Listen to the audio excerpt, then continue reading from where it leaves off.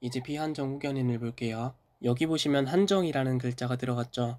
한정은 모든 걸 다 뒤에서 지켜봐 줘야 되는 거예요? 아니면 일부만 한정해서 뒤에서 지켜봐 주면 되는 거예요? 일부만 한정하는 거겠죠. 그래서 피한정 후견인은 일부에 한정해서 후견을 받는 사람인 겁니다. 즉, 일부에 한정해서 뒤에서 지켜봐 주는 사람이 있는 거죠. 이 일부에 대해서는 법정 대리인의 허락을 받고 해야 되는 겁니다. 우리가 성년이라고 하면 마땅히 혼자서 다 할 수 있어야 되는데요.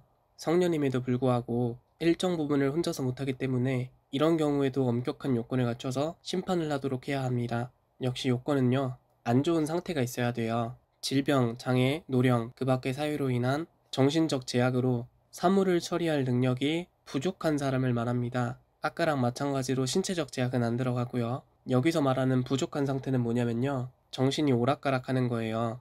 그냥 완전히 나가버리면 성년후견 개시심판의 요건을 갖추게 되는 거고, 정신이 완전히 나간 게 아니고 오락가락하는 거죠. 그러니까 제정신일 수도 있고 아닌 경우도 있다는 겁니다. 이런 상태가 있다고 해도 가정법원이 직권으로 할 수가 없어요. 그 사람 개인의 상태가 어떤지 가정법원은 알 수가 있다 없다? 안 알려주면 모른다고 했죠. 그래서 이때에도 직권이 안 되고 청구권자의 청구가 필요합니다. 청구권자는 본배사 후독 검단, 본인, 배우자, 사촌인의 친족, 일정한 후견인, 일정한 후견 감독인, 검사, 지방자치단체장이 들어갑니다. 그런데 후견인과 후견 감독인에 누가 들어가냐면 지금 뭘 하려고 하는 거예요? 후견 개시 심판하려고 하는 거죠. 그럼 여기 후견인에 누구는 안 들어가요? 한정 후견인과 한정 후견 감독인은 안 들어가는 겁니다. 왜인지는 아까 설명드렸듯이 한정 후견인이나 한정 후견 감독인이 있다는 말은 한정 후견 개시 심판을 이미 받은 상태이기 때문에 같은 거 두 번 받을 필요 없겠죠. 그래서 이분들은 빠지는 겁니다. 이렇게 요건을 갖춘 청구가 있게 되면 이때도 역시 본인의 의사를 고려해야 됩니다. 이때 심판이 있게 되면 그 즉시 피한정 후견인이 됩니다. 피성년 후견인은 법정 대리인이 대리를 해줬는데 피한정 후견인은 법정 대리인이 뭘 해주면 좋을까요? 우리 민법에서 제한 능력자는 3명이 있었죠. 미완성인 사람이 미성년자, 피한정 후견인, 피성년 후견인입니다. 지금 피한정 후견인 오락가락한 사람이고 피성년 후견인 쭉 나가 있는 사람이라서 이거 두 개는 상태가 확연히 다른데 미성년자는 어때요? 19세 미만이니까 18세도 미성년자고 2살 배기 아가도 미성년자예요. 이건 좀 범위가 넓습니다. 같은 미성년자라도 엄마 아빠가 해줘야 되는 내용이 다르겠죠. 만약에 2살짜리 애한테 너가 다닐 어린이집 등록하고 오라고 허락을 해준데도 잘 등록하고 올 거라고 믿을 수 있어요? 없으니까 엄마 아빠가 팔 걷어붙이고 직접 대리해줘야 되는 거잖아요. 피성년 후견인이 얼추 이런 느낌입니다. 사물을 처리할 능력이 지속적으로 결여됐으니 정신이 쭉 나가 있는 거고 그래서 대리를 해줘야 되는 거예요. 반면에 애들 중고등학생만 되면 어때요? 머리가 커져서 엄마 아빠 말 안 들으려고 하죠. 이제는 스스로 판단하고 결정할 수 있다는 겁니다. 그래도 아직은 어른은 아니죠. 중고등학생 애들 학원 등록 직접 하고 오라고 허락만 해줘도 되는 거예요? 아니면 엄마 아빠가 회사 연차 내고 학원까지 따라가서 학원 등록을 대리해줘야 되는 거예요? 허락만 해줘도 되는 거예요. 피한정 후견인은 얼추 이런 느낌으로 받아들이시면 됩니다. 사람마다 개인차가 있어서 아주 정확한 구분은 아닐 수도 있는데 여기가 0세고 여기가 19세면 이동하는 미성년자겠죠? 그럼 얼추 이쯤의 정신상태가 피성년 후견인이라 보시면 되고요. 이쯤의 정신상태가 피한정 후견인이라 보시면 공부하면서 이해하는데 얼추 도움이 될 거예요. 피한정 후견인은 얼추 초등학생부터 고등학생 정도라고 생각하시면 되고 피성년 후견인은 그냥 미취학 아동이라고 생각하시면 됩니다. 그래서 한정 후견 개시 심판을 받았으니 이제부터는 동의를 받아서 해야 되는 거예요. 근데 모든 걸 동의받아야 되는 거예요? 일부만 동의받아도 되는 거예요? 일부만 한정해서 지켜봐주면 된다고 했죠. 그래서 여기서 나오는 게 범위입니다. 가정법원은 법정 대리인의 동의를 받아서 하는 그 행위의 범위를 정해줘야 됩니다. 당신은 지금부터 피한정 후견인이니까 법률 행위를 할 때에는 법정 대리인한테 이것만큼은 동의받고 하세요. 그래서 동의받고 해야 하는 그 행위 범위를 정해줄 수가 있는 건데 피한정 후견인의 상태가 좋아질 수 있어요? 없어요? 있죠. 상태가 더 나빠질 수도 있고 좋아질 수도 있습니다. 그래서 아까처럼 상태에 맞게 범위를 변경해야 되는데 상태는 국가, 가정법원이 알 수 있다고 했어요? 없다고 했어요? 모른다고 했죠.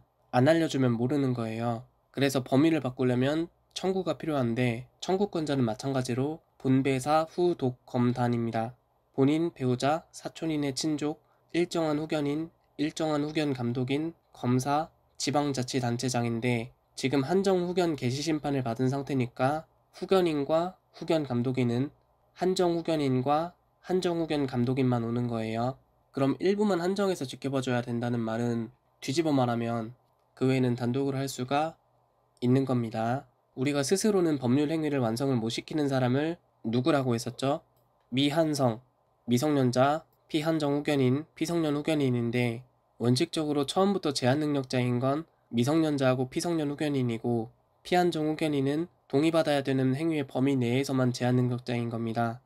그런데 동의를 안 받으면 불리했을 땐 취소할 수 있어요. 그래서 법정 대리인의 권한은 동의권입니다. 피한정 후견인이 한 법률행위 중 취소를 못하고 유효가 확정이 되는 게 두 가지가 있습니다. 첫 번째로 범위가 있는데요. 아까 피성년 후견인은 단독으로 할 수 있는 범위를 정해줬었죠. 그래서 범위 안에 있으면 단독으로 할 수 있고 범위 밖에 있으면 단독으로 못했죠. 근데 여기선 단독으로 하는 게 원칙이고 일부에 한정해서 동의를 받아야 되니까 동의를 받아야 되는 범위 밖에 있는 거는 단독으로 할 수 있는 겁니다. 아까는 상태가 좋아지면 혼자서 할 수 있는 범위를 늘려줬는데 여기서는 혼자서 못하는 범위니까 상태가 좋아지면 혼자서 못하는 범위를 줄여주고 상태가 나빠지면 동의를 받아야 되는 혼자서 못하는 범위를 늘려주는 겁니다. 물론 이 상태에 대해서는 안 알려주면 국가가 알 수 없으니 직권이 아닌 청구권자의 청구가 들어가는 거고요. 이해를 돕기 위해 그림으로 그리자면 이렇습니다. 이건 피성년 후견인이고 이건 피한정 후견인이에요.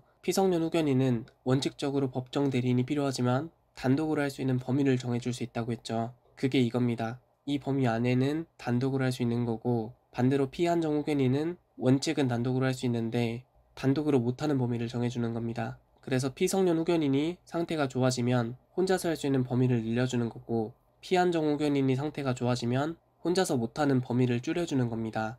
반대로 피성년 후견인이 상태가 안 좋아지면 혼자서 할 수 있는 범위를 줄이는 거고 피한정 후견인이 상태가 안 좋아지면 혼자서 못하는 범위를 늘리는 겁니다. 그리고 일용품의 구입 등 일상생활이 필요하고 그 대가가 과도하지 않은 법률 행위인데 아까랑 비슷하죠. 범위의 범 동그라미, 일상생활의 상 동그라미, 범상한 일은 혼자서 할 수 있는 겁니다.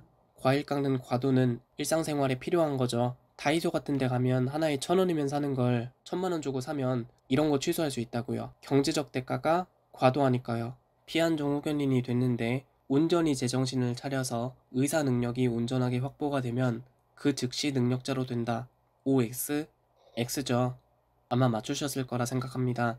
피한정 후견인이 되려면 상태가 안 좋고 뭐가 있어야 한정 후견 개시 심판이 있어야 된다고 했었죠. 그러면 피한정 후견인 끝내는 것도 상태가 좋아지는 것뿐 아니라 뭐가 있어야 한정 후견 종료 심판이 있어야 되는 겁니다.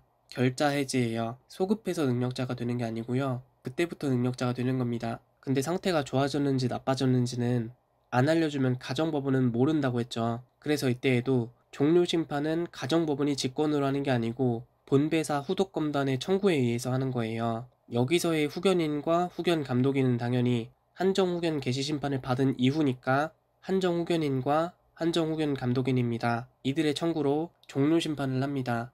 법정 대리인인 한정 후견인은 후견인이니까 반드시 한정 후견 감독인이 따라오게 되겠죠.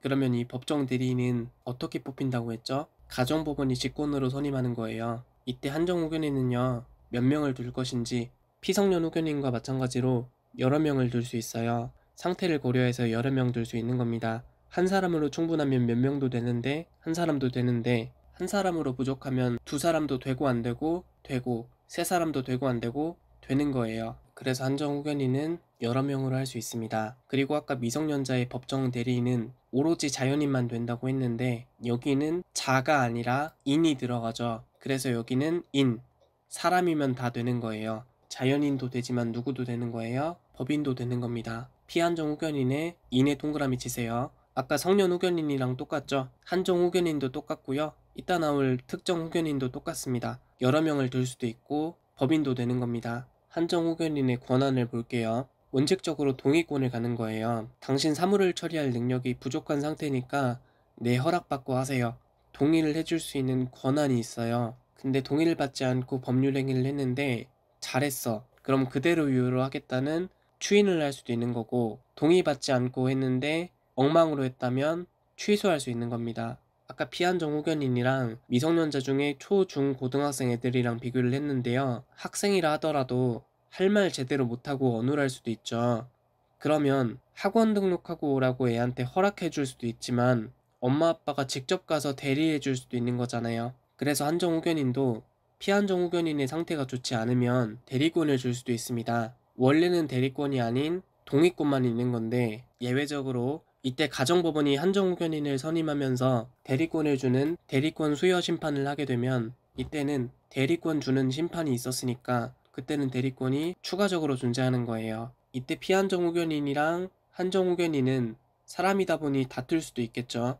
그 사이가 벌어질 수도 있어요. 초등학생, 중학생, 고등학생이면 머리가 커져서 의견이 안 맞을 수도 있는 거잖아요. 피성년 후견인은 정신이 쭉 나가 있으니까 성년 후견인하고 다툴 일이 없어요. 근데 한정 후견인이 동의를 해줘야 되는데 동의를 안 해줘요. 그래서 피한정 후견인에게 손해가 있고 이익을 침해할 염려가 있음에도 불구하고 한정 후견인이 그 법률 행위에 동의 허락을 안 해주면 어때요? 마음이 급한 건 지금 한정 후견인이에요? 피한정 후견인이에요? 피한정 후견인이죠. 그래서 피한정 후견인이 법원의 판사한테 청구할 수 있어요. 제가 동의 안 해주니까 대신 동의해달라는 거죠. 그래서 동의에 가름하는 허락을, 가름이라는 말은 대신이라는 말이에요. 갈아치우다는 말 들어보셨나요? 동의를 허락으로 갈아치울 수 있는 거예요. 동의에 가름하는 허락을 법원에 청구할 수 있고, 그 다음으로 피특정 후견인을 볼게요.